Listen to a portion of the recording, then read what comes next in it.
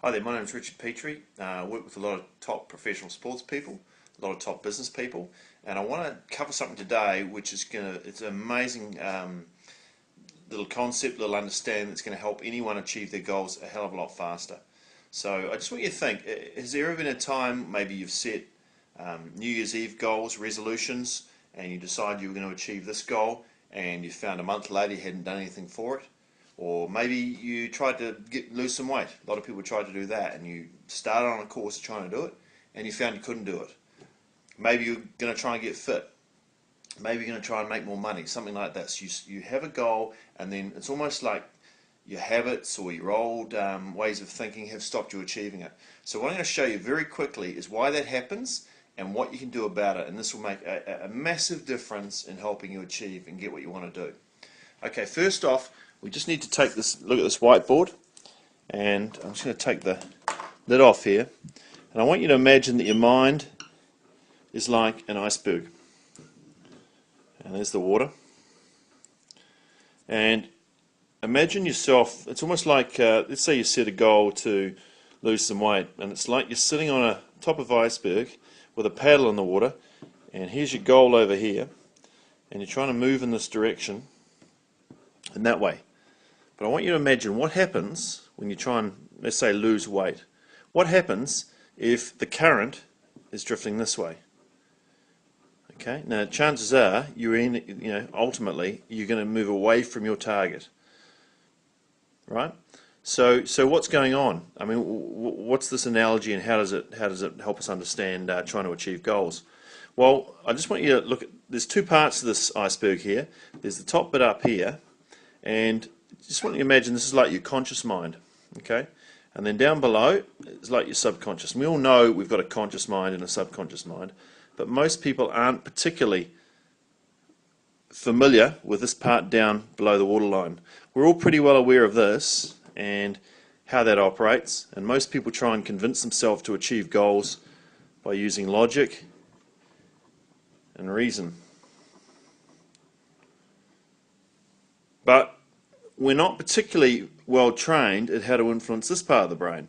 And the problem is, if this part's not going in line with where you want to go, you might take a few paddle strokes in this direction, but ultimately you're going to end up going this way.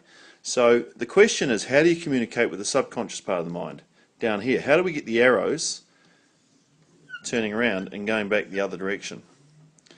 Well, the secret is these two parts of the brain speak a different language. And as I said up here, this part understands logic and reason, but unfortunately, if you try and speak logic and reason to this part of the brain, it won't understand. It's like speaking to a Frenchman in English. He won't understand, and he'll carry on going in the same direction he's always doing.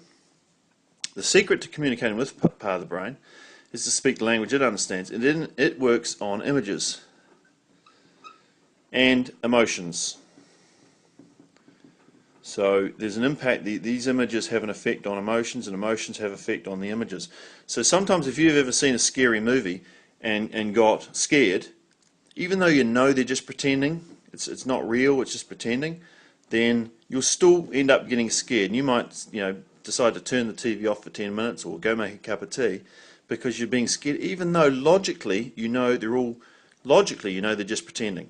Because this part of the brain does not understand the difference between what's real and what's imagined. So it will react as if it's really happening. Now, the secret to communicating with this part of the brain is through images, emotional images. And if you put the right emotional images in, it doesn't matter so much about the logic, but if you plant in, let's say this is us creating some images here. If you slot in the right emotional images, then you can start to redirect this part of the brain in any direction you want to. And the secret is, that's why visualization works so well. It's why meditation can work well. But if you're slotting in pictures here into this part of the brain, it'll start to reshape this and move it in any direction you want to go. Now, the problem is, most people aren't particularly good at visualization. And that's why it's really handy if you can have a tool that'll help you make it easy for you.